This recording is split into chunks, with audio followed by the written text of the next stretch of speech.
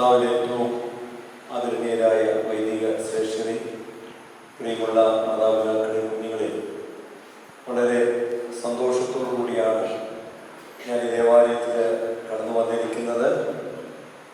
വൈദികനായതിനു ശേഷം റോമൻ കത്തോലിക്ക സഭയിലെ വിശുദ്ധനായ യോസേപ്പ് പിതാവിന്റെ നാമത്തിലുള്ള ചില ദേവാലയങ്ങളിൽ മാത്രമേ ഞാൻ പോയിട്ടുള്ളൂ. അത് മെയ് മാസത്തിലാണ് അവരുടെ എല്ലാ പെരുന്നാളുകളും. ആദ്യമായിട്ടാണ് മലങ്കര ഓർത്തഡോക്സ് സഭയുടെ ഒരു ദേവാലയത്തിൽ പരിശുദ്ധനായ യോസേപ്പ് പിതാവിന്റെ നാമത്തിൽ പെരുന്നാളിലേക്ക് കടന്നു വരുവാൻ കഴിഞ്ഞത്. എനിക്ക് ഒത്തിരി സന്തോഷമുണ്ട്. ആ പിതാവിൻ്റെ മധ്യസ്ഥത ഒരിക്കൽ കൂടി നമുക്ക് എല്ലാവർക്കും ലഭിക്കും എന്നുള്ളതിന് സംശയമില്ല. രണ്ടാമത്തെ ഒരു സന്തോഷം എന്ന് പറയുന്നത്, ഈ അടുത്ത നാളിൽ വേദപുസ്തകത്തിലെ കുറേ വചനങ്ങൾ പല ആൾക്കാരുടെ ജീവിതത്തിൽ ഒത്തിരി മാറ്റങ്ങൾ ഉണ്ടാക്കി. അവരെല്ലാവരും ഞങ്ങളുടെ ആശ്രമത്തിൽ കടന്നു വന്ന് അങ്ങനെ ഒരു പുസ്തകം, കുറേ വചനങ്ങളുള്ള ഒരു പുസ്തകം ഉണ്ടാക്കണമെന്ന് കുറേ നാളുകളായിട്ട് ആവശ്യപ്പെടുകയും ഞാനും അങ്ങനെ ഒരു കാര്യങ്ങൾ ചെയ്യുവാൻ വേണ്ടി ഒരു വർഷമായിട്ട് അതിനുവേണ്ടി ശ്രമിച്ചുകൊണ്ടിരിക്കുകയായിരുന്നു. അങ്ങനെ 50 വചനങ്ങളുള്ള ഒരു പുസ്തകം ഇന്നലെ വൈകിട്ട് 8 മണിക്കാണ് റെഡിയായത്. അപ്പോൾ ഞാൻ ഇങ്ങോട്ട് കോയമ്പത്തൂർക്ക് ട്രെയിൻ കയറാൻ പോരുന്ന വഴിയിൽ ആ ബുക്കുകൾ പ്രസിൽ നിന്ന് എനിക്ക് ലഭിച്ചു. അത് നേരെ ഇങ്ങോട്ടാണ് കൊണ്ടുപോകുന്നത്. അപ്പോൾ 50 വചനങ്ങളുള്ള ഒരു ബുക്ക് നേരെ ഈ ദേവാലയത്തിലേക്ക് എത്തിച്ചിട്ടുണ്ടെന്നുള്ളത് രണ്ടാമത്തെ ഒരു സന്തോഷം. കർത്താവിന് സ്നേഹമുള്ളവർ, വചനം ജഡമായി ധരിച്ച പരിശുദ്ധ അമ്മയെ കാവൽ ചെയ്ത പരിശുദ്ധനായ യോസേപ്പ് പിതാവിന്റെ വലിയ മധ്യസ്ഥത നമുക്ക് എല്ലാവർക്കും അനുഗ്രഹമായി തീരട്ടെ. കർത്താവിന്റെ വചനം വളരെ ശക്തിയേറിയതാണ്. ഇവിടെ ആരെങ്കിലും വേദപുസ്തകം കൊണ്ടുവന്നിട്ടുണ്ടോ? ഉണ്ടെങ്കിൽ ഒന്നെടുത്താൽ നല്ലതാണ്.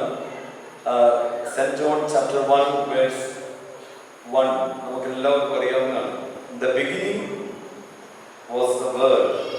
നമുക്ക് എല്ലാവർക്കും അറിയാവുന്ന ഒരു വാക്യാണ് അല്ലേ? ആദ്യം എന്തുണ്ടായിരുന്നു? വചനം ഉണ്ടായിരുന്നു. വചനം ദൈവത്തോടു കൂടിയായിരുന്നു. വചനം എന്തായിരുന്നു? The word was God.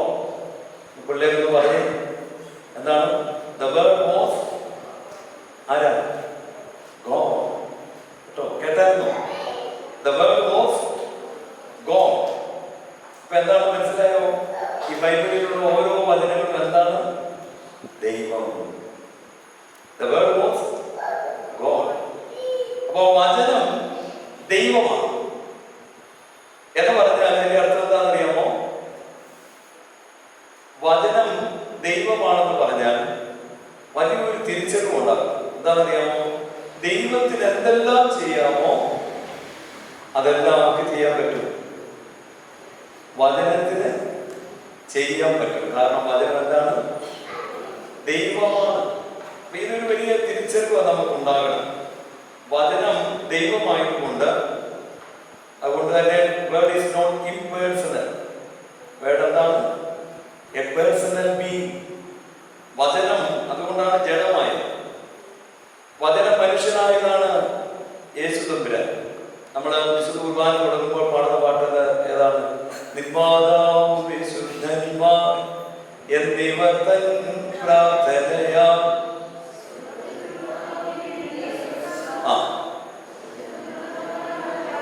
ആ വലിയ ഒന്നുകൂടെ പാടിക്ക്. വചനമതാദീശ എന്ന് പറഞ്ഞാൽ രാജാതി രാജാവായവൻ വചനമാണ്. ഇവിടെ ദൈവം എന്തെല്ലാം ചെയ്യുന്നുവോ അതെല്ലാം വചനം ചെയ്യും. What God can do, the same He can do by the word. വചനത്തിന് ചെയ്യാൻ പറ്റും. അതുകൊണ്ട് തന്നെ പ്രിയമുള്ളവരെ, പരിശുദ്ധനായ പൗലോസ്ലീഹ എബ്രായ ലേഖനം എഴുതിയപ്പോൾ ഇതിന്റെ 3-ാം വാക്യത്തിൽ പറയുകയാണ്, the universe was created by the word of God. The whole universe സർവപ്രപഞ്ചവും നമുക്ക് കാണാൻ പറ്റുന്ന ഒന്നിൽ നിന്നല്ല ഉണ്ടായത്. പിന്നെ എവിടെ നിന്നാ ഉണ്ടായത്? By the word of God. ദൈവത്തിന്റെ വചനത്താൽ ഈ പ്രപഞ്ചമുളവായി.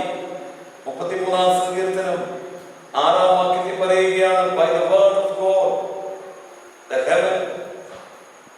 heavens were made. അത് ഹെവൻസ് എന്ന് പറയുന്നത് സ്വർഗവും സ്വർഗാദി സ്വർഗവും എല്ലാം നിർമ്മിച്ചത് വചനത്താലാണ്. അവിടെ മറ്റൊരു കാര്യം കൂടെ പറയുന്നുണ്ട്, ദൈവത്തിന്റെ ശ്വാസമുണ്ട്. എന്തുണ്ട്? ശ്വാസം. വചനം പറയുന്നിടത്തെല്ലാം മറ്റൊരു കാര്യം കൂടെ പറയുന്നുണ്ട്. എന്താണെന്നറിയാമോ? ശ്വാസം. എന്താണ് അങ്ങനെ പറയാൻ കാര്യം? വചനം വരണമെങ്കിൽ എന്ത് വേണം? ശ്വാസം വേണം. ഞാൻ ഈ സംസാരിക്കുന്ന എന്റെ ഈ ശബ്ദം വരണമെങ്കിൽ എന്ത് വേണം? ശ്വാസമില്ലെങ്കിൽ. അതുകൊണ്ട് കാറ്റ്, ഒരു കാറ്റാണ് വചനം. ഈ കാറ്റില്ലെങ്കിൽ വചനമില്ല, ശ്വാസം.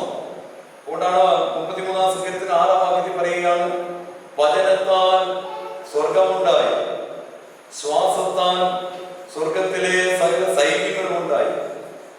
അപ്പോൾ ദൈവത്തിന്റെ ശ്വാസം അത് എന്താന്ന് ഉൽപ്പത്തി പുസ്തകം 2-ാം അധ്യായത്തിൽ 7-ാം വാക്യത്തിൽ പറയുന്നുണ്ട്. ദൈവത്തിന്റെ ശ്വാസം എന്താണ്? ദൈവത്തിന്റെ ശ്വാസം എന്താണ്? ദൈവം മനുഷ്യനെ സൃഷ്ടിച്ചു, അവന്റെ മൂക്കിൽ എന്ത് ചെയ്തു? ഊതി നൽകി. എന്താണ് അതിന്റെ പേര്?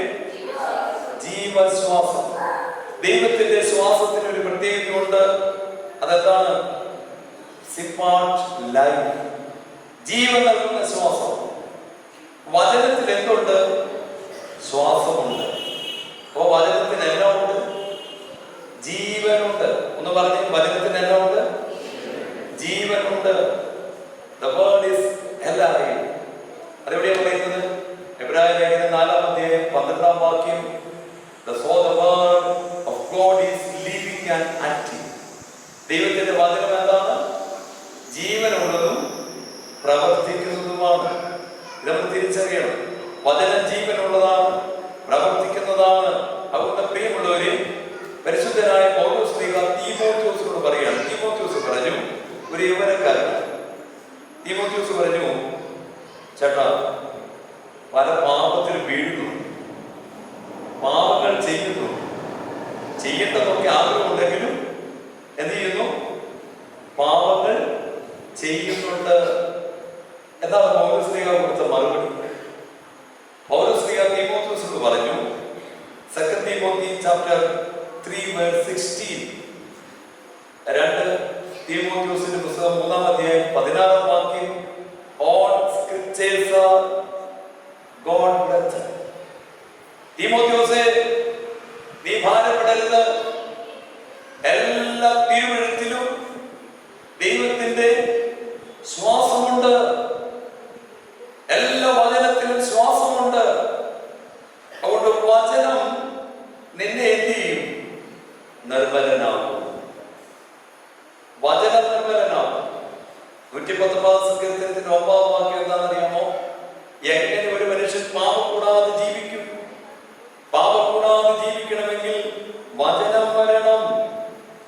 ദൈവത്തിന്റെ വചനം. 11-ാം വാക്യം, 119-ാം സങ്കീർത്തനം 11-ാം വാക്യം പറയുകയാണ്, ബാലൻ തന്റെ നടപ്പിനെ നിർമ്മലമാക്കണമെങ്കിൽ എന്ത് വേണം? വചനം. ബിക്കോസ് എന്താ കാര്യം എന്നറിയാമോ? വചനം ജീവനുള്ളതാണ്. വചനം എന്നുള്ളതാണ് ജീവൻ. ദൈവത്തിന്റെ ശ്വാസമുണ്ട്. അതുകൊണ്ട് തീമോഥെയോസേ, നീ എന്ത് ചെയ്യണമെന്നറിയാമോ? വചനങ്ങൾ ധ്യാനിക്കണം. ദൈവത്തിന്റെ വചനം ഉരുവിടണം.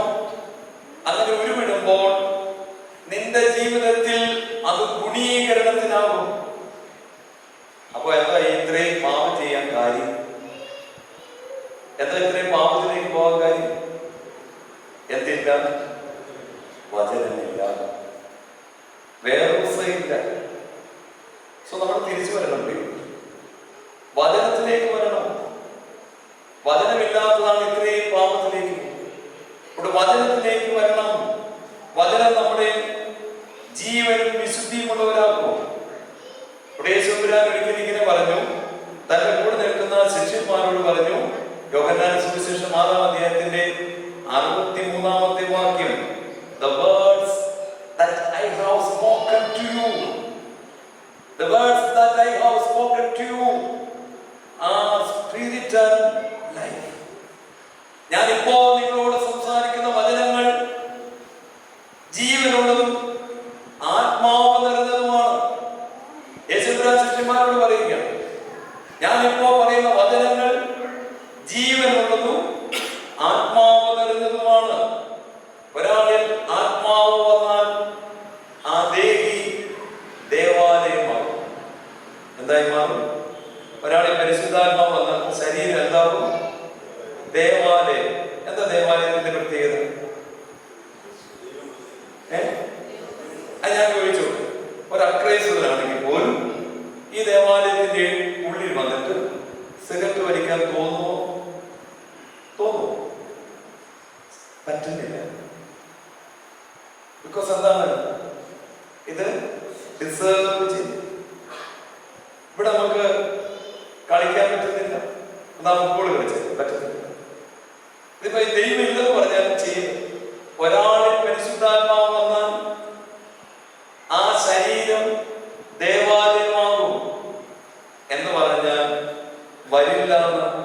ഏത് പാപങ്ങളുടെ വഴി വരില്ല.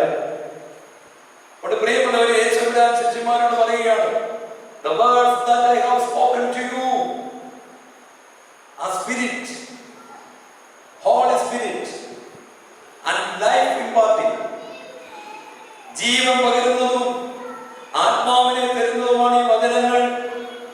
അവിടെ യേശുക്രിസ്തു വീണ്ടും പറഞ്ഞു, യോഹന്നാന്റെ സുവിശേഷം 15-ാം അധ്യായത്തിന്റെ 3-ാം വാക്യം, ഇപ്പോൾ നിങ്ങളോട് പറയുന്ന വചനത്താൽ നിങ്ങൾ വിശുദ്ധീകരിക്കപ്പെടും.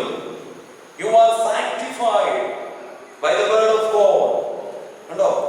യേശുക്രിസ്തു പറയുകയാണ്, ഞാൻ പറയുന്ന വചനങ്ങളിലൂടെ നിങ്ങൾ വിശുദ്ധീകരിക്കപ്പെടും. ഒരു സ്ത്രീകൾ വീണ്ടും എഫെസ്യ ലേഖനം 5-ാം അധ്യായം വിവാഹ ഉദാശയും വായിക്കുന്ന ഒരു ഭാഗം. എൻ്റെ അടുത്ത് പറയുന്നത് എന്താണെന്നറിയാമോ? വചനത്താൽ മണവാട്ടിയെ കഴുകി വിശുദ്ധീകരിക്കും. കഴുകാൻ ഉപയോഗിച്ച സാധനം ഏതാ? വചനം. ഏതാണ്? വചനത്താൽ കഴുകി വിശുദ്ധീകരിക്കും. കർത്താവിൽ സ്നേഹമുള്ളവരെ, ദൈവവചനം ജീവനുള്ളതാണ്, പ്രവർത്തിക്കുന്നതാണ്, നമ്മളെ വിശുദ്ധിയിലേക്ക് വഴി നടത്തും. അതുകൊണ്ട് നമ്മൾ എന്ത് ചെയ്യണം?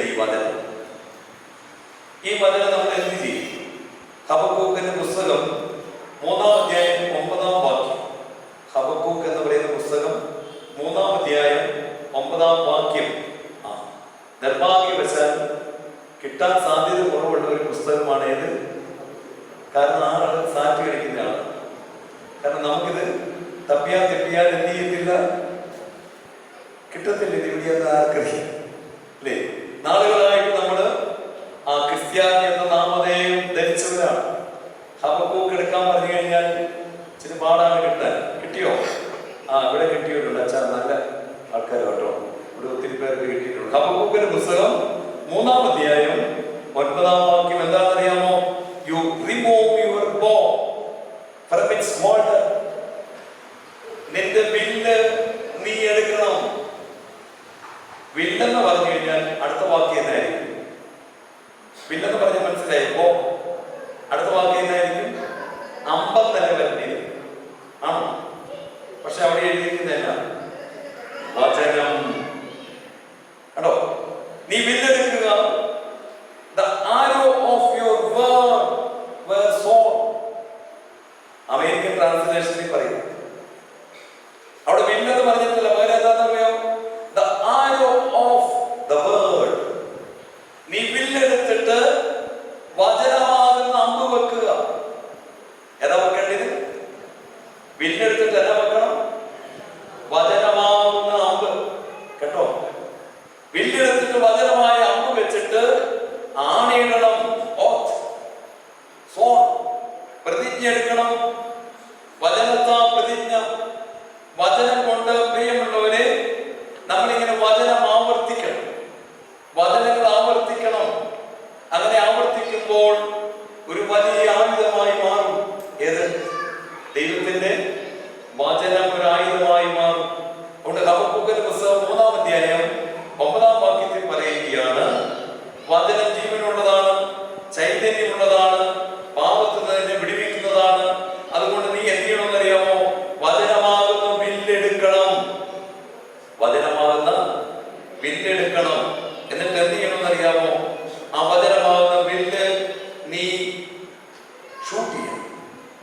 ചെയ്യണം. സ്നേഹമുള്ളവരിൽ അനേക കുടുംബങ്ങൾ തകർച്ചയിലാണ്, അനേക വ്യക്തികൾ തകർച്ചയിലാണ്. ഒരായുധമുണ്ട്, എന്താണെന്നറിയാമോ? വചനം. ഭവനം അനുഗ്രഹിക്കും, കുടുംബങ്ങൾ അനുഗ്രഹിക്കും, ജീവിതം മാറും വചനത്തിലൂടെ. കാരണം വചനത്തിന് മറ്റൊരു ശക്തി കൂടിയുണ്ട്. എന്താണെന്നറിയാമോ? വചനത്തിന്റെ ഒരു ശക്തി. ഇപ്പോൾ ഈ പള്ളിയിൽ ഇരിക്കുന്ന ആരുടെയും വിശുദ്ധി ദൈവം നോക്കുന്നേയില്ല. അതെന്താ കാര്യം? ഈ പള്ളിയിൽ ഇരിക്കുന്ന ആരുടെയും വിശുദ്ധി ദൈവം നോക്കുന്നില്ല. എന്തായിരിക്കും കാര്യം? എന്തായിരിക്കും കാര്യം? എല്ലാവരും ആ പരീക്ഷയിൽ തോറ്റുപോയത്. ഇവിടെ ഇരിക്കുന്ന എല്ലാവരും ആ പരീക്ഷയിൽ തോറ്റുവരാം. പിന്നെ അത് നോക്കിയിട്ട് കാര്യമുണ്ടോ? All are free. എല്ലാവരും തോറ്റുപോയി. നീതിമാൻ ആരും ഇല്ല, എല്ലാവരും പാപികൾ. മനസ്സിലായില്ലേ? അപ്പൊ പിന്നെ അത് നോക്കാം, ആ ക്രൈറ്റീരിയ പറ്റത്തില്ല. ഇവിടെ ഇരിക്കുന്ന ആരുടെയും വിശുദ്ധിയല്ല ദൈവം നോക്കുന്നത്. പകരം ദൈവം നോക്കുന്ന ഒന്നുണ്ട്. എന്താണെന്നറിയാമോ? വിശ്വാസം. എന്താ നോക്കുന്നത്? വിശ്വാസം നോക്കും. വിശ്വാസത്തിലൂടെയാണ് വിശുദ്ധി വരുന്നത്. കേട്ടോ, വിശ്വാസം. ഇനി നോക്കിക്കേ, ഇവിടെ ഇരിക്കുന്നവരിൽ വിശ്വാസം എങ്ങനെ ഉണ്ടാകുന്നു? വിശ്വാസം ഉണ്ടാകുന്ന റോമൻസ് ചാപ്റ്റർ 10 വേഴ്സ് 17. വിശ്വാസം വരുന്നത് വചനത്താലാണ്. വിശ്വാസം വരുന്നത് വചനത്താലാണ്. പ്രിയമുള്ളവരെ, വചനം വരുമ്പോൾ വിശ്വാസത്തിന്റെ തലം മാറും. സംശയിക്കാതെ പ്രിയമുള്ളവരെ, ഒരു കാര്യം സംഭവിക്കുമെന്ന് വിശ്വസിച്ചാൽ ദൈവത്തിന്റെ ആശീർവാദം മൊത്തം എങ്ങനെയാണെന്നറിയാമോ? വിശ്വസിച്ചതുപോലെ ഭവിക്കട്ടെ. എന്താ ആശീർവാദങ്ങൾ? വിശ്വസിക്കുന്ന പോലെ ഭവിക്കട്ടെ. ഇവിടെ നിൽക്കുന്ന എല്ലാവരിലും ദൈവം തരുന്ന ആശീർവാദം നീ വിശ്വസിച്ചതുപോലെ ഭവിക്കട്ടെ. അപ്പൊ സാത്താൻ എന്ത് ചെയ്യുമെന്നറിയാമോ? സാത്താൻ നമ്മുടെ അടുക്കൽ വന്നിട്ട്, ഒരു ഉദാഹരണത്തിന് ഒരു വിദ്യാർത്ഥിയാണെന്ന് വെച്ചു, അവരുടെ അടുക്കൽ സാത്താൻ വരുമ്പോൾ അവന് തന്നെ തോന്നുകയാണ് തോറ്റുപോകും. എന്നാ തോന്നുന്നത്? തോറ്റുപോകും. അങ്ങനെ വിശ്വസിച്ചുകൊണ്ടിരുന്നാൽ ദൈവത്തിന്റെ ആശീർവാദമല്ല, വിശ്വസിച്ച പോലെ ഭവിക്കട്ടെ. എന്ത് സംഭവിച്ചിരിക്കും? തോറ്റിരിക്കും. പല വീടുകളിലും സാത്താൻ വന്നിട്ട് പലരുടെ മനസ്സിൽ തരുന്ന എന്നാന്നറിയാമോ? ഓ, ഈ വീട് ശരിയാവും. അപ്പൊ ഉടനെ കർത്താവ് ഒരു ആശീർവാദം തരികയാണ്, വിശ്വസിച്ച പോലെ ഭവിക്കട്ടെ. എങ്ങനെ ഇത് മാറ്റുന്നത്? ഈ പ്രയാസങ്ങൾ, ഇങ്ങനെയുള്ള നെഗറ്റീവായിട്ടുള്ള ചിന്തകൾ മാറുന്നത് വചനം വഴി, വചനത്തിലൂടെ. അവിടെ റോമാലേഖനത്തിൽ പറയുകയാണ്, ദൈവവചനം നമുക്ക് വിശ്വാസം തരും, വിശ്വാസം തരും. ദൈവവചനം വിശ്വാസം തരും. ഞാനിത് നന്നായി അനുഭവിച്ച ആളുകൾ. ഞങ്ങളുടെ ആശ്രമത്തിൽ കുറെ അച്ഛന്മാർ വന്നപ്പോൾ വെറുതെ ആയിട്ട് അച്ഛൻ എന്നോട് പറഞ്ഞു, എന്നെ നോക്കിയിട്ട് പറഞ്ഞു, അച്ഛൻ എന്തോ കുഴപ്പമുണ്ട്. വെറുതെ പറഞ്ഞു കേട്ടോ, തമാശക്ക് പറഞ്ഞു. ഞാൻ മൈൻഡ് ചെയ്യുന്നില്ല. പക്ഷെ ഈ അച്ഛൻ എന്ത് ചെയ്തെന്ന് അറിയാമോ? 50 പ്രാവശ്യം എന്നെ നോക്കിയിട്ട് പറഞ്ഞു, അച്ഛൻ എന്തോ കുഴപ്പമുണ്ട്. അപ്പോഴൊന്നും ഞാനൊന്നും വിചാരിച്ചില്ല. ഞാൻ റൂമിൽ പോയി കഴിഞ്ഞപ്പോൾ എനിക്കെന്തോ അതെന്നാ കുഴപ്പം? എനിക്കിങ്ങനെ തോന്നുകയാണ്, എനിക്കെന്തോ ഇത് എവിടെ നിന്നും ഉണ്ടായത്?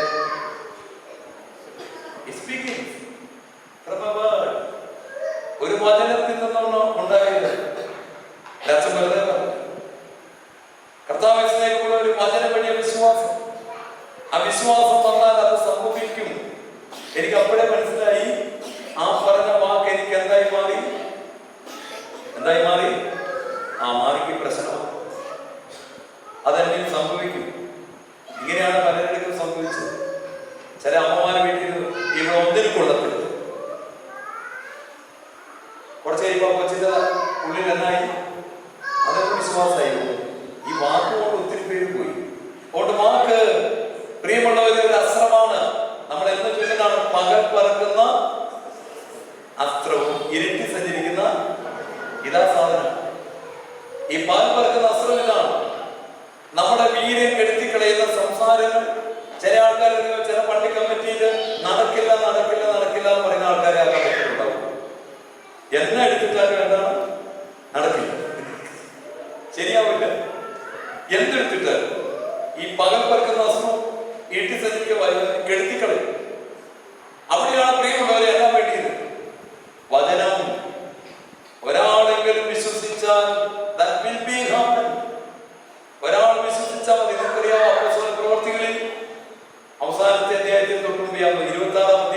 കപ്പല് തകരുകയും.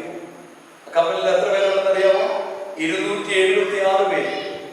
ഈശാൻ മൂലൻ എന്ന് പറയുന്ന കാറ്റടിച്ച് ഒരു കപ്പൽ തകർന്നുകൊണ്ടിരിക്കുകയാണ്. ആ കപ്പലിൽ 276 പേരുണ്ട്. അപ്പോസ്തല പ്രവൃത്തികൾ 27-ാം അധ്യായം 35 മുതലുള്ള വാക്യങ്ങൾ. ആ കപ്പലിൽ 276 പേരുണ്ട്. എത്ര പേരാ? എല്ലാവരും ഹൃദയത്തിൽ വിശ്വസിച്ചു, മരിച്ചു. കര കാണില്ല, മരിക്കും.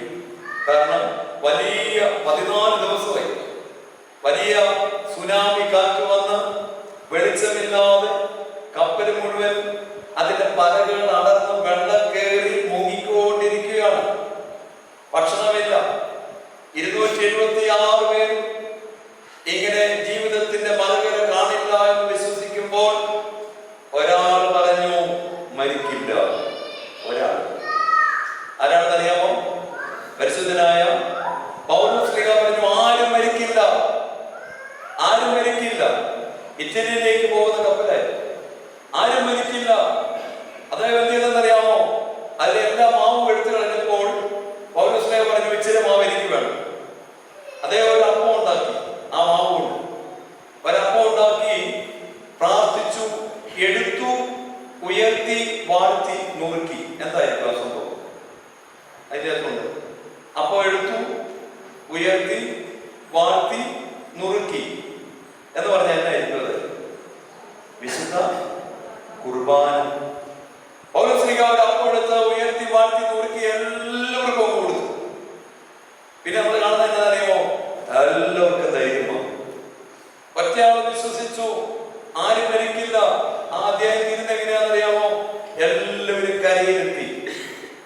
എല്ലാവരും കരയിലെത്തി. എങ്ങനെയാണ്? നീന്താൻ പറ്റുന്നവർ നീന്തി, നീന്താൻ അറിയാൻ മേലാത്തവർ പലകമേ പിടിച്ചു. എല്ലാവരും കരയിലെത്തി. വിശ്വാസം വചനം വഴി വരും. അങ്ങനെ പ്രിയമുള്ളവരെ, വചനം നമുക്ക് നന്നായിട്ട് ആവശ്യമാണ്. ദൈവത്തിന്റെ വചനങ്ങൾ ആവർത്തിക്കും തോറും വിശ്വാസമായിട്ട് മാറ്റപ്പെടും. അതുകൊണ്ട് യെശയ്യാവിന്റെ പുസ്തകം 11-ാം അധ്യായത്തിന്റെ 4-ാം വാക്യത്തിൽ പറയുകയാണ്, നീ വചനം കൊണ്ട് അടിക്കണം. ഏതുകൊണ്ടാണ് അടിക്കേണ്ടത്? വചനം കൊണ്ട് he will strike the earth with the rod of his mouth. അതരമാകുന്ന ആ വടി കൊണ്ട് ഭൂമിയെ അടിക്കും. അവന്റെ ശ്വാസം ഈ ഭൂമിയെ ദണ്ഡിപ്പിക്കുമ്പോൾ പ്രിയമുള്ളവരെ തിന്മകൾ മാറും. യെശയ്യാവ് പറയുകയാണ്, വചനം കൊണ്ട് നാം എന്ത് ചെയ്യണമെന്നറിയാമോ? അടിച്ചുകൊണ്ടിരിക്കണം. ഞാൻ ഈ പുസ്തകം തയ്യാറാക്കാനുള്ള ഒരു കാരണമുണ്ട്. ഒരിക്കൽ ഈ കാര്യങ്ങൾ അനേകർ പറയുമ്പോൾ ഈ വിഷയത്തിന് വേണ്ടി പ്രാർത്ഥിക്കുകയാണ്. ദൈവമേ, ഇങ്ങനെ ഒത്തിരി പേര് ആവശ്യപ്പെടുന്നുണ്ട്, വചനം വേണം. അങ്ങനെ പ്രാർത്ഥിച്ചപ്പോൾ ഒരിക്കലും കിട്ടാത്ത ഒരു വേർഭാഗം കിട്ടി. 2 രാജാക്കന്മാരുടെ പുസ്തകം 13-ാം അധ്യായം 14 മുതലുള്ള വാക്യങ്ങൾ. 2 Kings chapter 13 verse 14 to 19. ഈ ഭാഗങ്ങൾ കിട്ടി. എന്നത് വായിക്കുക. ഇസ്രായേൽ രാജാവായ യോവാശ്, അദ്ദേഹം വളരെ തകർന്നിരിക്കുക. കാരണം എന്താണെന്നറിയാമോ? ഇന്നത്തെ സിറിയ എന്ന് പറയുന്ന രാജ്യമാണ് ആരാമ്യർ ഇസ്രായേലിനെ ആക്രമിക്കാൻ ഒരു കടൽ പോലെ ഒരു സൈന്യം വരികയും, വലിയ കടൽ പോലെ ഒരു സൈന്യം വരുന്നു, ആരാമ്യർ. അപ്പോ യോവാശ് എന്ന് പറയുന്ന രാജാവിന് മനസ്സിലായി തോറ്റുപോകും, ഒന്നും ചെയ്യാനില്ല. അത്രയ്ക്ക് ശക്തരായ ആരാമ്യ സൈന്യം വരുമ്പോൾ യോവാശ് ഓടിപ്പോയത് എങ്ങോട്ടാണെന്നറിയാമോ? ഏലീശ പ്രവാചകന്റെ അടുക്കൽ. ഏലീശ പ്രവാചകനെ കുറിച്ച് അവിടെ എഴുതിയിരിക്കുന്നത് എന്താണെന്നറിയാമോ? മരിക്കത്തക്ക രോഗം പിടിപെട്ട് കിടക്കുന്നു. ഏലീശ പ്രവാചകൻ എങ്ങനെയിരിക്കുന്നു? മരിക്കത്തക്ക രോഗം എന്ന് പറഞ്ഞാൽ അദ്ദേഹം മരിക്കും. ഏലീശ പ്രവാചകൻ മരിക്കാൻ പോവുകയാണ്. അപ്പോഴാണ് ഈ യോവാശ് ഓടിച്ചെന്നിട്ട് ഇസ്രായേലിന്റെ തേരും തേരാളിയുമായുള്ളവേ, നീ ഇങ്ങനെ കിടക്കുകയാണോ? ഇപ്പോൾ ആരാമ്യ സൈന്യം വന്ന് നമ്മുടെ ഈ രാജ്യത്തെ നശിപ്പിക്കും. അപ്പോൾ ഏലീശ പ്രവാചകൻ പറഞ്ഞതെന്നറിയാമോ? യോവാശ്, എവിടെയായാലും വില്ലിരിപ്പുണ്ടോ? അമ്പും വില്ലും. Take the bow and arrow. ഓർക്കണം, ഏലീശ പ്രവാചകൻ പറയുകയാണ്, get a bow and arrow. യോവാശിനോട് പറഞ്ഞു, നീ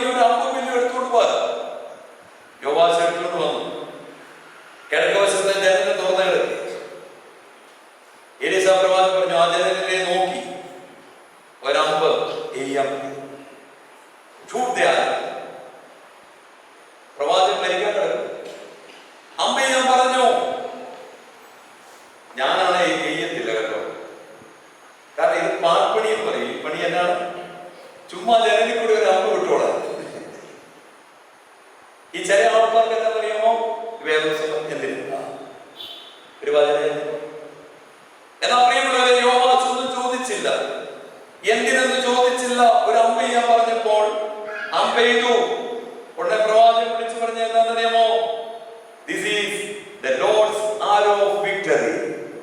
ഇതിന്റെ പേരെന്താണ്? യഹോവയുടെ ജയാസ്ത്രം. ഇപ്പോ നീ എഴുതുന്നതിന്റെ പേരാണ് യഹോവയുടെ ജയാസ്ത്രം. ആരാമ്യക്കെതിരെയുള്ള യഹോവയുടെ ജയാസ്ത്രം. വീണ്ടും പ്രവാചകൻ യോവാശിനോട് പറഞ്ഞു, ഒരമ്പെടുക്കാൻ പറഞ്ഞു. എന്നാ പറഞ്ഞതെന്നറിയാമോ? Strike the ground. ഈ തറയിൽ നീ അടിക്കാൻ പറഞ്ഞു. അമ്പ് കൊണ്ട് അടിക്കാൻ പറഞ്ഞു തറയിൽ.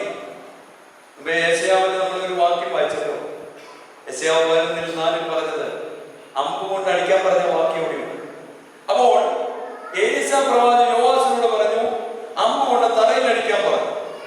ആ മനുഷ്യൻ നമ്മളെ പോലെ 1 അടിച്ചു, 2 അടിച്ചു, പിന്നെ അടിക്കാൻ നോക്കിയപ്പോ ഇത് എന്തിനിങ്ങനെ അടിക്കും? അപ്പൊ അത് എന്ത് ചെയ്തു? 3ാമത്തെ അടി കൊണ്ട് സ്റ്റോപ്പ് ചെയ്തു. എത്രാമത്തെ അടി കൊണ്ട് സ്റ്റോപ്പ് ചെയ്തു? 3ാമത്തെ അടി കൊണ്ട് സ്റ്റോപ്പ് ചെയ്തപ്പോൾ പ്രവാചകൻ പറയുകയാണ്, you should have strike the ground more times. പ്രവാചകൻ മരിച്ചു എന്നാണ് അത് കഴിഞ്ഞിട്ട്. യോവാശേ, നീ പല പ്രാവശ്യം നിർത്താതെ ഈ അമ്പ് കൊണ്ട് ഈ നിലത്തെ അടിച്ചിരുന്നെങ്കിൽ ആരാമ്യരെ നീ നിശേഷം ഇല്ലാതാക്കുമായിരുന്നു. ഈ ഭൂമിയിൽ ആരാമ്യരുണ്ടാവില്ല. ഈ അമ്പ് കൊണ്ട് ഈ തലയെ നീ നിരന്തരം അടിച്ചുകൊണ്ടിരുന്നാൽ എന്ന് പറഞ്ഞാൽ അമ്പ് എന്താണെന്നറിയാമോ? വചനം. അമ്പ് എന്താണ്? ആ വചനം ഇങ്ങനെ ആവർത്തിച്ച് നിർത്തരുത്. അങ്ങനെ ആവർത്തിച്ച് പറഞ്ഞുകൊണ്ടിരുന്നാൽ നീ നിശേഷം നിനക്കെതിരെ വരുന്ന ശത്രുവിനെ ഇല്ലാതാക്കും. നിശേഷം ഇല്ലാതാക്കും. കർത്താവേ, സ്നേഹമുള്ളവർ, എത്ര പ്രാവശ്യം സാത്താൻ നമ്മളെ വീഴിച്ചു? എവിടെയെല്ലാം വീഴിച്ചു? ഏതെല്ലാം പാപങ്ങളെ വീഴിച്ചു? സത്യം പറയാമല്ലോ, ഇനി ചെയ്യിപ്പിക്കാൻ പാപങ്ങളൊന്നും ആരുടെ ലിസ്റ്റിലില്ല. അപ്പൊ സാത്താൻ നമ്മളെ ഉപേക്ഷിക്കും. മനസ്സിലായില്ലേ? കാരണം ഇനിയില്ല, ഒന്നുമില്ല, എല്ലാം കഴിഞ്ഞു. അപ്പൊ സാത്താനും ആരെ വേണ്ട? നമ്മളെ വേണ്ട. അപ്പോഴാണ് ഈ പാപിനിയായ സ്ത്രീ എങ്ങോട്ട് ഓടിയത്? ക്രൂശിലേക്ക് ഓടിയത്. മനസ്സിലായില്ലേ? അതാണ് നമ്മുടെ ഒരു പാട്ട് പാടുന്നത്, മൂറോൻ മണമെന്നാന്നൊക്കെ പറഞ്ഞൊരു പാട്ട് പാടുന്നത്. അങ്ങോട്ട് ഓടിയപ്പോൾ മടത്താൻ എന്നെ പിടിച്ചു, നിൻമുറിവുകളെ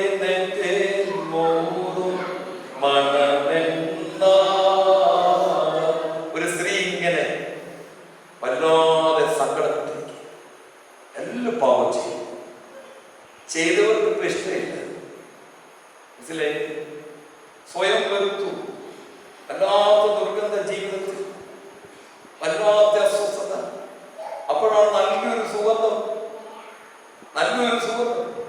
എവിടെ നിന്നാണെന്ന് അതിങ്ങനെ ശ്രദ്ധിച്ചപ്പോൾ ഒരു മധുര സ്വരം, ആ അതരങ്ങളിൽ നിന്നൊരു മധുര സ്വരം കുഞ്ഞേനെ വിളിച്ചു. എടാ, ഇത്രയും നാളും ഇങ്ങനെ ആരും വിളിച്ചിട്ടില്ല. ഉടനെ ആ ശബ്ദം കേട്ട സ്ഥലത്തേക്ക് പോകാൻ ഒരുങ്ങിയപ്പോൾ പെട്ടെന്ന് കുറെ പേര് വലിച്ചു പിടിച്ചു നിർത്തി. പോകരുത്, പാപിയാണ്, നിനക്ക് പോകാൻ യോഗ്യതയില്ല, അങ്ങോട്ട് പാപിയാണ്. ചില ആൾക്കാർ പറയല്ലേ, ഞങ്ങൾ പള്ളി വരുന്നില്ല, ഞങ്ങൾ ആരാണ്? നിങ്ങൾ വിശുദ്ധന്മാർ എവിടെ ഇരുന്നു? ഞങ്ങൾ പള്ളി വരുന്നില്ല. ഇതുപോലെ പാവനിയായ സ്ത്രീയെ സാത്താൻ പിടിച്ചിട്ട് പറഞ്ഞു, പോകരുത്, അങ്ങോട്ട് പോകാൻ യോഗ്യതയില്ല. എന്നാൽ എന്ത് ചെയ്യുന്നറിയാമോ? അവള് സാത്താൻ ഉപേക്ഷിച്ച ജീവിതം. അവള് ഉടനെ അങ്ങോട്ട് ഓടി, ആ വടന്മാരും വിട്ടോടി. അവിടെ ചെന്നപ്പോ എന്താ കണ്ടത്? ചങ്ക് പിളർന്ന ഒരു മനുഷ്യൻ, രക്തം വാർന്നൊഴുകുന്നു. അപ്പോൾ സ്റ്റിൽ ആ നോട്ടം അവളിലേക്കാണ്. പറഞ്ഞു തൂങ്ങിയ കണ്ണുകൾ കൊണ്ട് നോക്കിയിട്ട് പറഞ്ഞു, മോളെ, നീ എന്തിനാ? കർത്താവേ, സ്നേഹം കൊണ്ടുവരും. ഇതാണ് വലിയൊരു ശക്തി. ഇതിലേക്ക് നയിക്കുന്നതാണ് വചനം. അതുകൊണ്ട് തീമോഥെയോസിനോട് പൗലോസ് വീണ്ടും പറഞ്ഞു, എടാ, പാപം ചെയ്യാതെ നീ ഒരു കാര്യം പറഞ്ഞാൽ മതി, ഞാൻ പറയുന്നത് അങ്ങോട്ട് പറഞ്ഞാൽ മതി. എന്താ പൗലോസ് പറഞ്ഞതെന്ന് അറിയാമോ? കർത്താവ് എന്നെ എല്ലാ പാപത്തിൽ നിന്നും വിടുവിക്കും. എന്നാ പറഞ്ഞത്?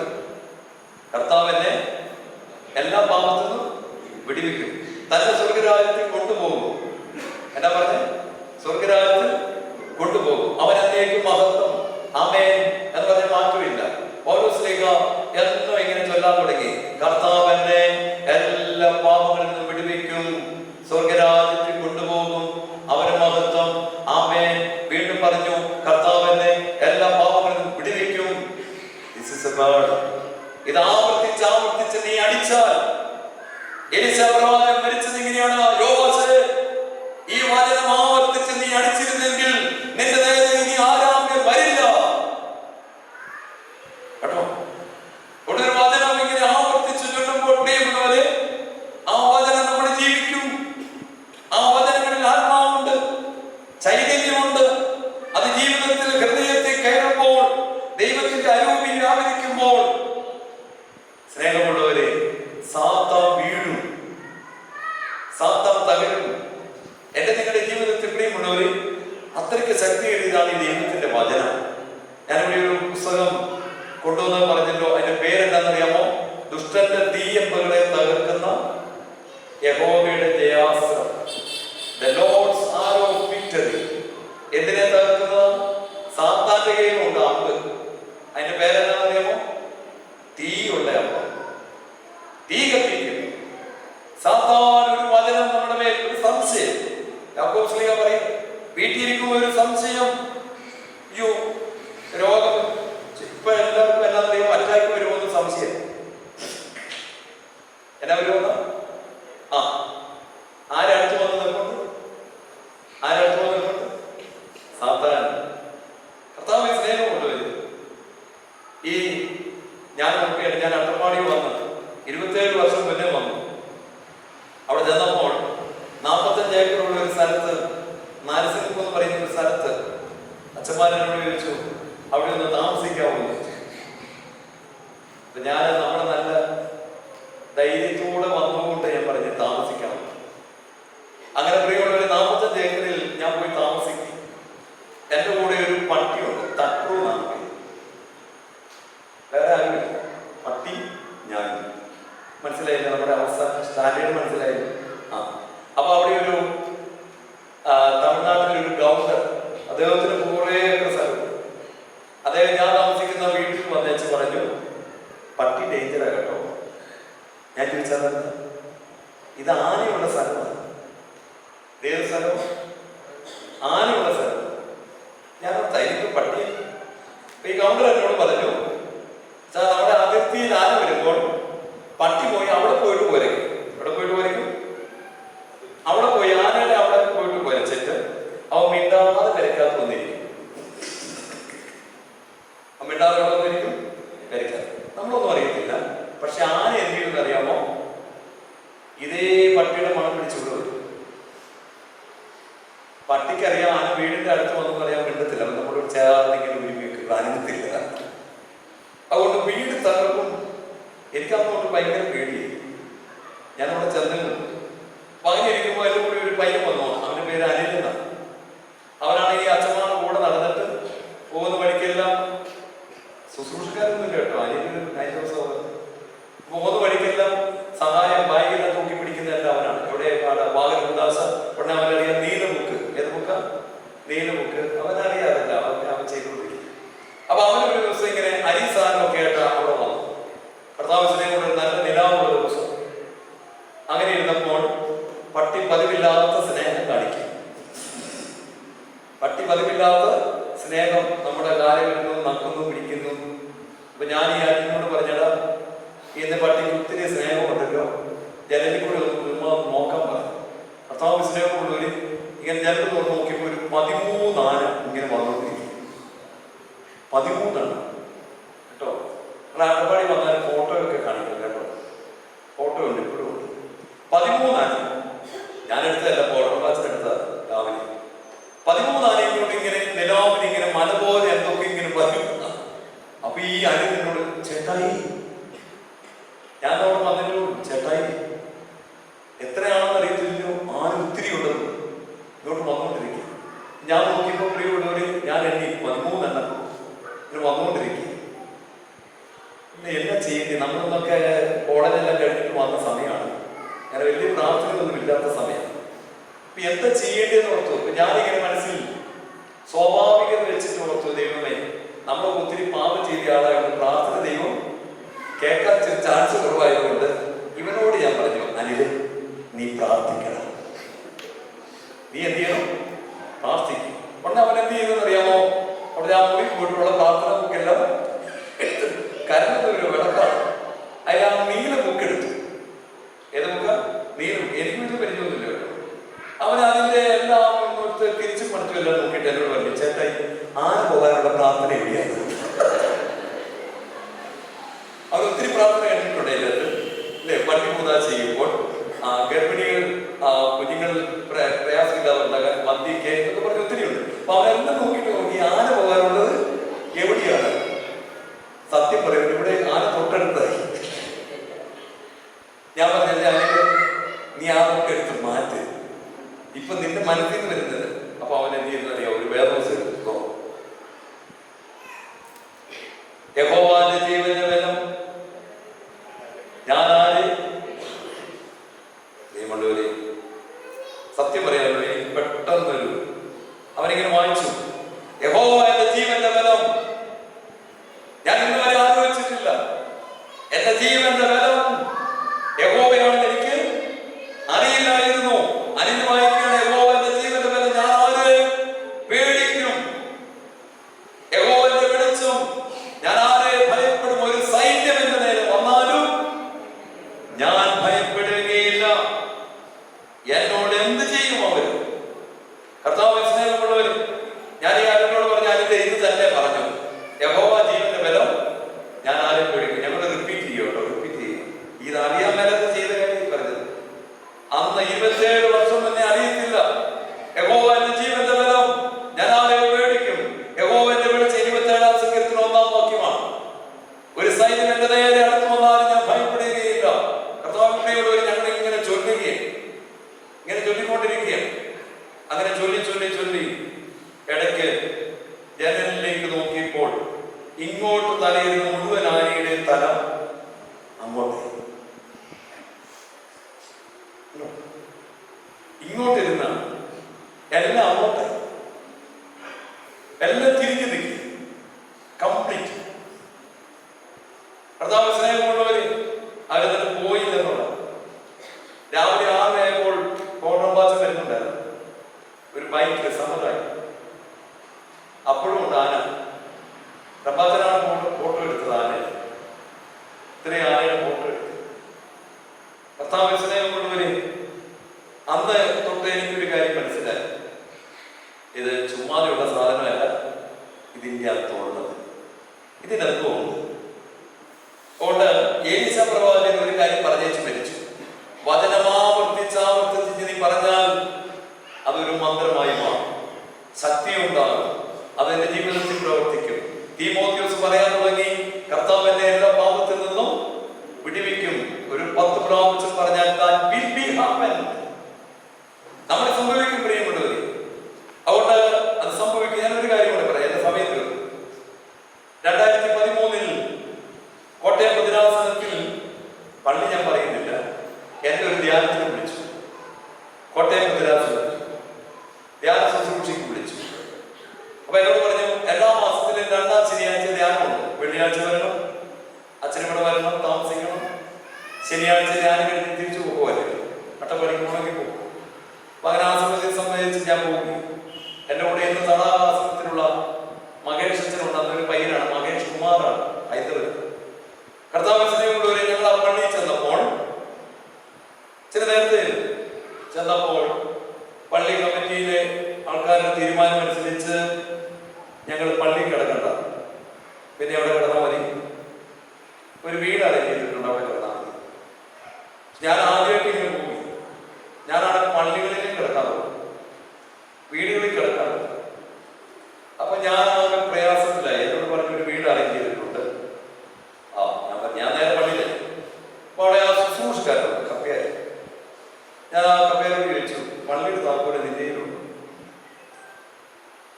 പള്ളിയുടെ താക്കോലുണ്ടോ? നാളെ എപ്പോഴും?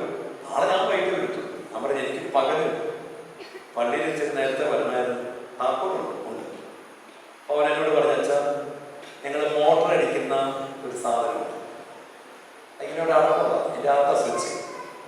അപ്പൊ അത് ഈ കപ്പയിൽ മാത്രമാണ് അടിക്കാറുള്ളത് മോട്ടർ. അപ്പൊ ഞാൻ അത് തുറന്നിട്ട് താക്കോൽ അവിടെ വെച്ചിട്ട് ഞാൻ കൊണ്ടുപോകാം. അച്ഛൻ നാളെ വന്നിട്ട് എന്ത് ചെയ്യണം? താക്കോൽ എടുത്ത് പള്ളി കൊണ്ടുപോകാം. പ്രിയമുള്ളവരെ, എനിക്ക് വേണ്ടി അറേഞ്ച് ചെയ്ത വീട്ടിൽ ഞങ്ങൾ പോയി ഭക്ഷണമൊക്കെ കഴിച്ചിട്ട് ഞാൻ പറഞ്ഞു, ഞങ്ങൾ ഇപ്പോൾ വരാം എന്ന് പറഞ്ഞിട്ട് പോന്നു. ഇനി വരാൻ ലേറ്റ് ആയാൽ നോക്കണ്ട, വേറെ പള്ളി കിടന്നോളാം എന്ന് ഞാൻ പോന്നു. ഞങ്ങൾ നേരെ ഈ പള്ളി വന്നു. ഈ പള്ളി വന്ന് ഞങ്ങൾ പള്ളി തുറന്നു. അങ്ങനെ അവിടെ ഇരുന്നു. വേറെ പുസ്തകം എടുത്തു. ദിവസം ധ്യാനമൊന്നും എനിക്കറിയത്തില്ല എല്ലാം ചെയ്യും. വേറെ പുസ്തകം എടുത്തപ്പോൾ ഒരു വാക്യം കണ്ടു. എന്നാൽ യഹോവ ഒരു മഹാവീരനെ പോലെ നിന്നോട് കൂടിയുണ്ട്.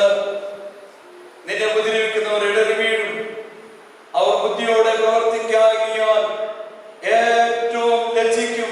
ഒരിക്കലും മറന്നു പോകാത്ത നിത്യലജ്ജയോടെ. ഇത് വായിച്ചത് മഹേഷ് അച്ഛനാണ്.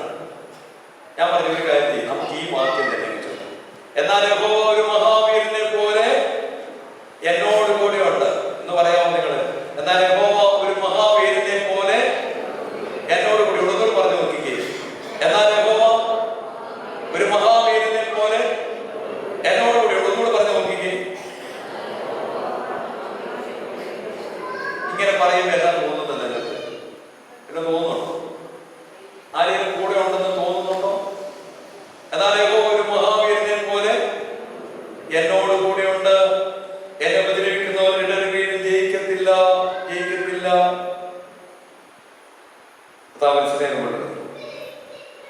എങ്ങനെ ചൊല്ലിക്കൊണ്ടിരിക്കും? ഇത് തന്നെ ചൊല്ലി രാത്രി മുഴുവൻ ആ പള്ളിക്കകത്ത് മഹേഷ് പള്ളിക്കകത്ത് കിടന്നു തുടങ്ങി. ഞാൻ പിന്നെ വിളിച്ചു. രാവിലെ എഴുന്നേറ്റ് നമസ്കാരം നടത്തി ആ നോമ്പ് പേശിക്കൊണ്ടിരുന്ന സമയത്ത് എനിക്ക് തോന്നിയ ഒരു കാര്യം ചെയ്തു. ആ പള്ളിക്ക് ചുറ്റും വിളിച്ചു. അങ്ങനെയാണ് ഈ വാക്യം ചൊല്ലി ഞങ്ങൾ പള്ളിക്ക് ചുറ്റും നോമ്പ് പേശി. പിറ്റേ ദിവസം ധ്യാനം നടക്കുമ്പോൾ വികാരി അച്ഛൻ വന്നിച്ച് പറഞ്ഞ, അച്ഛാ കുറച്ച് പേർക്ക് പള്ളിക്കകത്ത് കയറാൻ പറ്റുന്നില്ല. ഞാൻ ചോദിച്ചു, കുറച്ച് പേര് പള്ളിക്ക് പുറത്ത് കയറാൻ പറ്റുന്നില്ല. ഇപ്പൊ എന്ത് ചെയ്യുന്നതിനിപ്പോ? അപ്പൊ നമുക്ക് വികാരിച്ച് പറയാം, നമുക്ക് പ്രാർത്ഥിച്ചിട്ട് ഒന്നുകൂടി പ്രാർത്ഥിക്കാൻ പ്രാർത്ഥിച്ചു കഴിഞ്ഞപ്പോ കയറി. ആ ധ്യാനം കഴിഞ്ഞു കേട്ടോ. ഉച്ചയായപ്പോൾ ധ്യാനം കഴിഞ്ഞു. എല്ലാവരും കൈ കുടിച്ചു. ഞാൻ അവിടെ കൊണ്ട് ഞാൻ പോകാൻ ഒരുങ്ങി. കുറച്ച് പേര് വന്നിച്ച് പറഞ്ഞു, കുമ്പസാരിക്കണം. ഞാൻ ഈ പറയുന്നത് ഞാൻ ഇതുവരെ ആരും പറഞ്ഞിട്ടില്ലാത്ത കാര്യങ്ങളാണ്. ഇതൊക്കെ ലൈവ് പോകണം. അപ്പൊ ഇനി പറയുന്ന കാര്യങ്ങൾ ശ്രദ്ധിക്കേണ്ട ഒരു കാര്യം കേട്ടോ. കുമ്പസാര രഹസ്യമല്ല. മറ്റൊരു കാര്യം ഞാൻ പറയുന്നത്, ഞാൻ പോയ പള്ളിയിൽ കമ്മിറ്റി കൂടാറുണ്ട്. വികാരിയച്ഛൻ വരാറുണ്ട്. സന്ധ്യക്കാണ് കമ്മിറ്റി കൂടി. വികാരിയച്ഛൻ ഭക്ഷണം കഴിഞ്ഞു. വികാരിയച്ഛൻ വീട്ടിൽ പോയി. പക്ഷെ കമ്മിറ്റിക്കാരും വീട്ടിൽ പോയിട്ടില്ല. അവരെവിടെയുണ്ട്? പള്ളിയിൽ തന്നെ ഉണ്ട്. അച്ഛന് ചോറും കറി കൊടുത്തെങ്കിൽ കമ്മിറ്റിക്കാർ പൊറോട്ടയും ബീഫുമാണ്. മനസ്സിലായി? അവർ പോയിട്ടില്ല. അത് കഴിഞ്ഞിട്ട് അവരെല്ലാം ഭക്ഷണം കഴിക്കുമ്പോൾ അതിലൊരാൾ ഒരു ചെറിയ സാധനം കൊണ്ടുവരും. അതെന്നായിരിക്കും? സ്മോൾ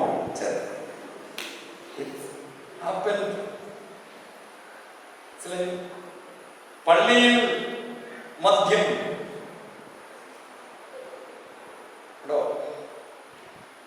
പള്ളിയിൽ ഇങ്ങനെ ഒത്തിരി കാര്യങ്ങളുണ്ട്. എന്തുകൊണ്ട് ഞങ്ങൾ അവിടെ താമസിക്കേണ്ട? ആ കാര്യമുണ്ട്.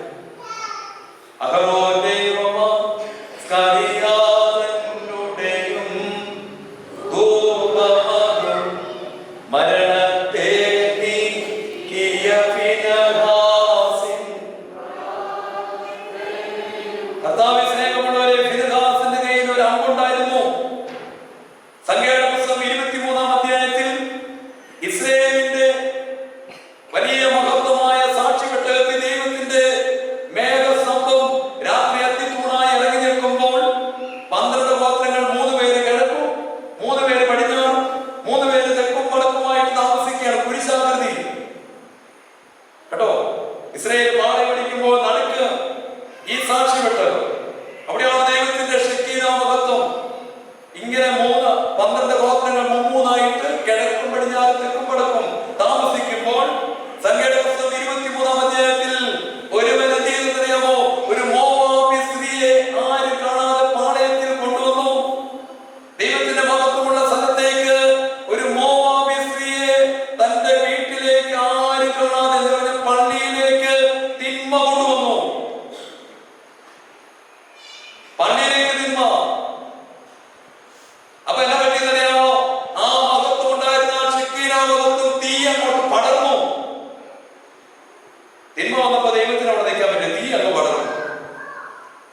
25,000 പേര് മരിച്ചു. ഇങ്ങനെ ആൾക്കാർ മരിക്കുന്നത് കണ്ടപ്പോൾ ഫിനെഹാസ്, പ്രിയമുള്ളവര്, ഫിനെഹാസ് ഒരു കുന്നുമായിട്ട് എഴുന്നേറ്റു. എന്ത് സംഭവിച്ചു നോക്കുമ്പോ എന്താണെന്നറിയാമോ? പാളയത്തിൽ ഒരുത്തൻ ഒരു മോവാബി സ്ത്രീയുടെ കൂടെ കിടക്കുകയാണ്. ഒന്നും നോക്കിയില്ല, അമ്പെയ്തു, കൊന്നുകളഞ്ഞു. വചനം ഇങ്ങനെ ചൊല്ലുമ്പോൾ തിന്മകൾ മരിക്കും, തിന്മകൾ വിടും. ഒരു കമ്മിറ്റിക്കാർ മുഴുവൻ കുമ്പസാരിച്ചു. അച്ഛനറിയത്തില്ലെന്ന്, ഇന്നും അറിയത്തില്ല, ഞാൻ പറഞ്ഞിട്ടില്ല. ഇപ്പോൾ ഇത് വന്നപ്പോഴാണ് ഞാൻ പറഞ്ഞത് ഇതിന്റെ ആദ്യത്തെ വചനം അതാണ്. ഈ പുസ്തകത്തിലെ ആദ്യത്തെ വചനം അതാണ്. 2013 ആദ്യം കിട്ടിയ വചനം ആണ് ആദ്യം എഴുതിയിരിക്കുന്നത്. ഇസ്രായേലിന്റെ ദൈവം ഒരു വീരനായി, രക്ഷിക്കുന്ന വീരനായി നിന്റെ മധ്യമുണ്ട്.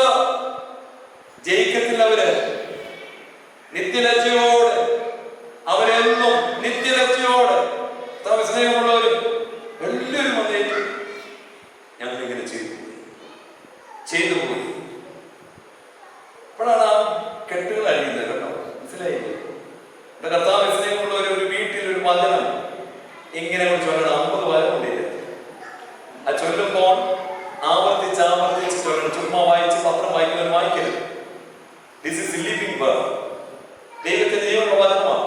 ഇത് നമ്മളെ ചൊല്ലണം. എന്നിട്ട് പിന്നെയും ചൊല്ലുമ്പോൾ വിശ്വാസം വരണം. ഇത് ചൊല്ലാനൊക്കെ രീതിയുണ്ട്. ഞാനിപ്പോ തക്കാലം എന്റെ സമയം കഴിഞ്ഞ് ഞാൻ നിർത്തുകയാണ്. ഈ പുസ്തകം കൂടി കൊണ്ട് എല്ലാവർക്കും കൊടുക്കണം കേട്ടോ. വേണ്ടിയൊരു എല്ലാവരും കൊണ്ടുപോയിട്ട് കാര്യമില്ല കേട്ടോ, വെറുതെ ചുമ്മാ കൊണ്ടുപോയിട്ട് കാര്യമില്ല. അപ്പം ആവശ്യമുള്ളവർ മാത്രം ഇതെടുക്കുക. 5 വിഷയങ്ങളായിട്ട് ഇതിൻ്റെ അകത്ത് തിരിച്ചിട്ടുണ്ട്. ഒന്നാമത്തത് ഒരു 10 വചനം ദൈവത്തിന്റെ ഗോഡ്സ് പ്രൊട്ടക്ഷൻ, ദൈവത്തിന്റെ സംരക്ഷണം തരുന്ന വചനം. ഞാൻ ഇപ്പൊ പറഞ്ഞ വചനം ഒന്നാമത്. ഇതാ ഞാൻ രക്ഷിക്കുന്ന വീരനെ പോലെ എന്റെ കൂടെയുണ്ട്. ചൊല്ലിയ പ്രിയമുള്ളവരെ, നമ്മുടെ ഭവനത്തിന്മേൽ ദൈവം ഒരു വീരനെ പോലെ ഇറങ്ങി വരും. രണ്ടാമത്തെ എന്താണ്? പരിശുദ്ധാത്മാവ് വേണം. നമ്മുടെ മേൽ പരിശുദ്ധാത്മാവ് നിറയാൻ വേണ്ടി ഒരു 10 വചനങ്ങൾ അവർ ചൊല്ലിക്കഴിഞ്ഞാൽ പരിശുദ്ധാത്മാവ് നമ്മുടെ മേൽ വരും. മൂന്നാമത്തെ എന്താണെന്നറിയാമോ? തീമോഥെയോസിനോടൊക്കെ പറഞ്ഞു കൊടുത്ത വചനം ഇതാ, കർത്താവ് എന്നെ എല്ലാ പാപത്തിലും വിടുവിക്കും. സാത്താന്റെ മേലൊരു ജയം തരുന്ന 10 വചനങ്ങൾ. മറ്റൊന്ന് എന്താണെന്നറിയാമോ? വളരെ ആവശ്യമുള്ള ഒരു കാര്യമാണ് സഹിഷ്ണുത. എന്താ ആവശ്യമുള്ള? നമ്മളെ ഇറിറ്റേറ്റ് ചെയ്യാൻ ആൾക്കാരുണ്ടാവും. നമ്മൾ പൊട്ടിത്തെറിക്കുകയും ചെയ്യും. പ്രിയമുള്ളവരെ, അത് നമ്മുടെ ഇവിടെ പരിശുദ്ധാത്മാവ് നഷ്ടപ്പെടുത്താൻ ഈ ഇറിറ്റേറ്റ് ചെയ്യുന്നിടത്തെല്ലാം സഹിഷ്ണുത ഒരു വചനമുണ്ട്. ആ വചനങ്ങളിലൂടെ, അതുകൊണ്ടാണ് കർത്താവ് വചനം പറഞ്ഞത് സഹിഷ്ണുതയിലൂടെ നിത്യജീവൻ പ്രാപിക്കത്തോളം. സഹിഷ്ണുതയിലൂടെ നിത്യജീവൻ പ്രാപിക്കുന്നു വചനമാണ്. അവസാനത്തെ ഒരു കാര്യം, ദൈവത്തിന്റെ ശക്തി. ഇപ്പൊ ഇങ്ങനെയുള്ള ഒരു 50 വചനങ്ങളുള്ള ഒരു പുസ്തകമാണിത്. എല്ലാവർക്കും തികയുമെന്ന് എനിക്കറിയത്തില്ല, കുറച്ച് ഇത് കൊണ്ടുവന്നിട്ടുണ്ട്. നിങ്ങൾ ആവശ്യമുള്ളവർ അത് എടുക്കുക. നമുക്കൊരു നിമിഷം ഒന്ന് പ്രാർത്ഥിച്ചിട്ട് വീണ്ടും ഒരു ക്യാൻഡിൽ പ്രയർ ഉണ്ടെന്നാണ് അച്ഛൻ പറഞ്ഞത്. ജസ്റ്റ് ഒന്ന് പ്രാർത്ഥിക്കാം, കണ്ണുകളടയ്ക്കാം. ദൈവത്തിന്റെ പരിശുദ്ധാത്മാവ് നമ്മളിൽ നമ്മുടെ ജീവിതത്തിൽ നന്നായി നിറയണമെന്ന് ആഗ്രഹിക്കുക. പരിശുദ്ധനായ പിതാവ് വചനത്തെ ഹൃദയത്തെ സ്വീകരിച്ച് ഉദരത്തിൽ വഹിച്ച പരിശുദ്ധ അമ്മയെ ചേർത്ത് പിടിച്ചതുപോലെ ഈ പെരുന്നാൾ ആഘോഷിക്കുമ്പോൾ ദൈവമേ, ജീവനുള്ള വചനങ്ങളെ ചേർത്ത് പിടിക്കാൻ ഞങ്ങളെ സഹായിക്കണമേ. ഏലീശാ പ്രവാചകൻ മരിക്കുന്നതിന് മുന്നേ പറഞ്ഞു, ആ അമ്പ് നീ പല പ്രാവശ്യം നിലത്തടിക്കേണ്ടതായി. ഇതാണ് യഹോവയുടെ ജയാസ്ത്രമാകുന്ന വചനം. വചനപിതാവിന്റെ അടുക്കൽ നിന്റെ സമീപത്ത് നിന്റെ വായിലുണ്ട്. അത് നീ ഉച്ചരിക്കുമ്പോൾ, അത് നീ ചൊല്ലുമ്പോൾ ആ ശക്തി നിന്നിലും നിന്റെ കുടുംബത്തിലും വ്യാപരിക്കും. ആ വചനത്തിന്മേൽ ആത്മാവുണ്ട്. ആ വചനത്തിന്റെ ഹൃദയത്തിൽ വിശ്വാസമായി വരും. വിശ്വസിക്കുമ്പോഴെല്ലാം കർത്താവ് പറയും, വിശ്വസിച്ചതുപോലെ ഭവിക്കട്ടെ, തിന്മകൾ അഴിയും. കർത്താവേ, ഞങ്ങളുടെ ജീവനുള്ള വചനങ്ങൾ ഞങ്ങൾക്ക് വലിയ ശക്തിയായി മാറണമേ. ഇടവയിലെ ഓരോ കുടുംബങ്ങളെയും നിന്റെ വചനങ്ങളാൽ അനുഗ്രഹിക്കണമേ. കടന്നു വന്നിരിക്കുന്ന ഓരോ മക്കളുടെ മേലും ഞങ്ങളുടെ വചനങ്ങൾ പകരണമേ. കർത്താവേ, ജീവനുള്ള വചനങ്ങൾ ശക്തിയോടുകൂടി, ഉൾനട്ട വചനങ്ങളെ വിശ്വാസത്തോടുകൂടി ഏറ്റുപറയുവാൻ ഞങ്ങളെല്ലാവരെയും സഹായിക്കണമേ. ആത്മശക്തി ഞങ്ങളിലേക്ക് തരുമാറാകണമേ. കഴിഞ്ഞകാല ജീവിതത്തിലെ വീഴ്ചകളിൽ നിന്ന് ഉണരുവാൻ, പ്രകാശം നേടുവാൻ ഞങ്ങളെല്ലാവരെയും സഹായിക്കണമേ. കടന്നു വന്നിരിക്കുന്ന മക്കൾക്കായി ശ്രമിക്കുന്നു. ഞങ്ങളെ തന്നെ പിതാവിന്റെയും പുത്രന്റെയും പരിശുദ്ധ റൂഹായുടെ നാമത്തിൽ